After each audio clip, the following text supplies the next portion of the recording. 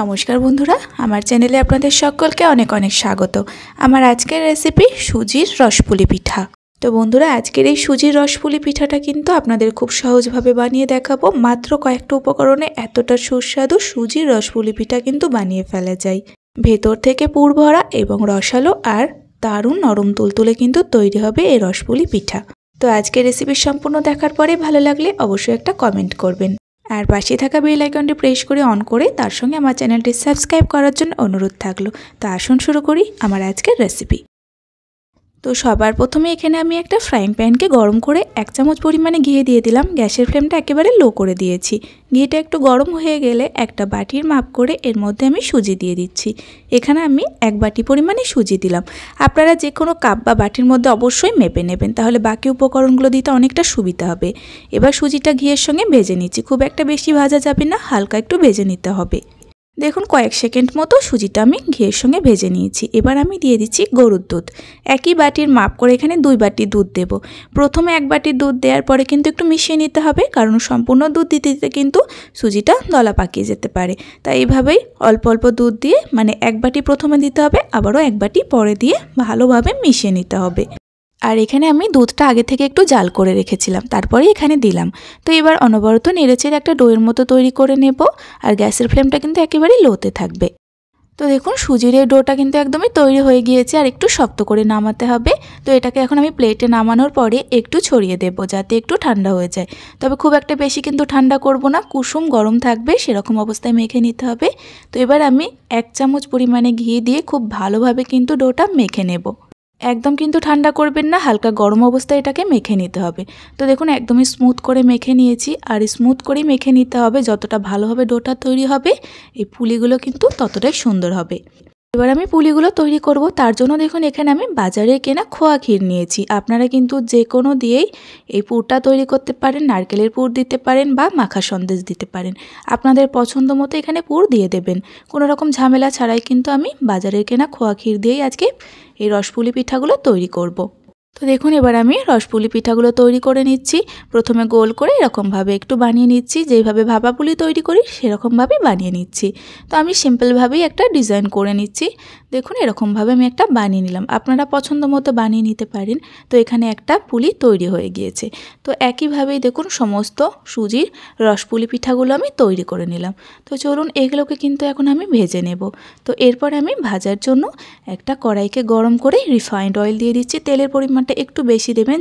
তো এখানে একটু তেলের পরিমাণটা বেশি দিতে হবে, যাতে পুলি পিঠাগুলো একটু ডুবে থাকতে পারে। তো দেখুন তেলটা একদম ভালোভাবে কিন্তু গরম করতে হবে, পুলি পিঠাগুলো দেওয়ার সঙ্গে সঙ্গে কিন্তু খুব ভালোভাবে ভাজা হতে শুরু হবে। এরকম জোরে জোরে বাবলস উঠবে। একদমই হালকা তেলে কিন্তু দেবেন না, তাহলে পুলি পিঠাগুলো কড়াইয়ের নিচে লেগে যাবে, একদমই ভেঙে যাবে। তো এই জিনিসটা কিন্তু অবশ্যই মাথায় রাখবেন। তো প্রথম অবস্থায় কিন্তু এইভাবে কড়াই ধরে নাড়িয়ে দেবেন বারবার। আর কিছুক্ষণ পরে যখন পিঠাগুলো তেলের মধ্যে ভেসে উঠবে, তখন কিন্তু খুন্তি দিয়ে একটু নেড়েচেড়ে পিঠাগুলোকে ভেজে নিতে হবে। আর গ্যাসের ফ্লেমটা অবশ্যই লো টু মিডিয়ামে রেখে কিন্তু ভেজে নেবেন, তাহলে পুলিগুলো ভাজা ভালো হবে। হাই ফ্লেম রেখে কিন্তু একদমই ভাজবেন না, তাহলে তাড়াতাড়ি কালারটা চলে আসবে, ভেতর থেকে ভালো হবে না। তো দেখুন আমি ঠিক এরকম একটা কালার করে ভেজে নিয়েছি। আপনারা চাইলে আর একটু কালার করে নিতে পারেন। তো আমি একটু হালকা করেই নামিয়ে নিচ্ছি। তো পুলিগুলোকে এখন আমি তেল ঝরিয়ে ভালোভাবে নামিয়ে নিচ্ছি। তো দেখুন কি সুন্দরভাবে ভাজা হয়েছে পুলিগুলো, একটাও কিন্তু ভেঙে যায়নি। আর এই রসপুলি পিঠাগুলো ভাজতে ওই 10 মিনিট মতো সময় লেগেছে। তো দেখুন এখানে নামানোর পরে দেখিয়ে দিচ্ছি পুলিগুলো ঠিক এরকম দেখতে লাগছে।